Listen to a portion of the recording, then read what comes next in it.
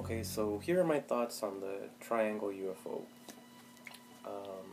There's actually a calendar with all the different kinds of UFOs that have been seen throughout history and stuff. And this is why I think that the triangle UFO is actually man-made. Years ago, as a kid, I remember seeing a video or a TV show with some experimental propulsion device that they were doing, and I mean, I was a kid, but I still found it kind of weird. Why are they putting this on TV? Or maybe at the time they still hadn't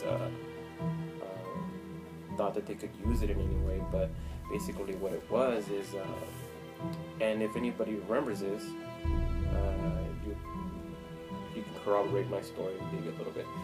But it was a spinning metallic cone, and underneath was like a mirror finish. And what they did is that they would spin this at a really high speed, and they would fire a laser directly underneath it, and when it would hit the reflective surface of the spinning cone underneath, it would basically, from what I understood at that age, would heat the air inside that small area and push it. So at the time I remember thinking it would be really easy to connect a whole bunch of spinning cones underneath like a spaceship or a aircraft of some kind, and then fire lasers into it, and it would stay afloat indefinitely because the lasers were hitting the cone and expanding the gas inside that little area of the air. Not so much the gas, I guess. Well, air is gas, whatever. But yeah, and then so a while later, we started hearing about triangle UFOs. So my theory on the triangle UFOs is that they're man-made. And then I remember hearing on Coast to Coast. You guys don't listen to Coast to Coast AM, comes on midnight every night with George Norrie. You guys should listen to it because I mean honestly it's good listening, that's for sure. So what they were saying on Coast to Coast was that a hunter was out in the field somewhere, and he was hunting, of course, and he saw like a triangular object out in the sky. Well, you know, some of these hunters have extreme high magnification scopes, so he trained on the object, and he could clearly see the United States flag on it, or USA or something on it.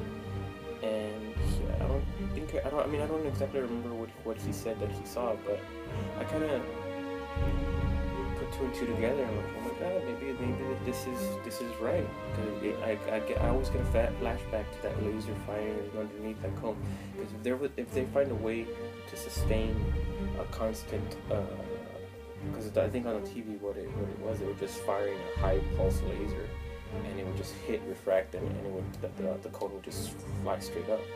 Well, and now thinking about it, if they're able to determine a certain frequency or a level of laser strength and be able to control the spinning of the cone underneath this ship, it would basically, if they could find tweak it, I guess, they could basically make it look like it's floating. I'm not sure if they can make this quiet, because in the video it was pretty loud, but I'm sure that with enough tweaking that they can make it look or sound, like a UFO, which is like nothing. So I guess those are my thoughts on the triangle UFO.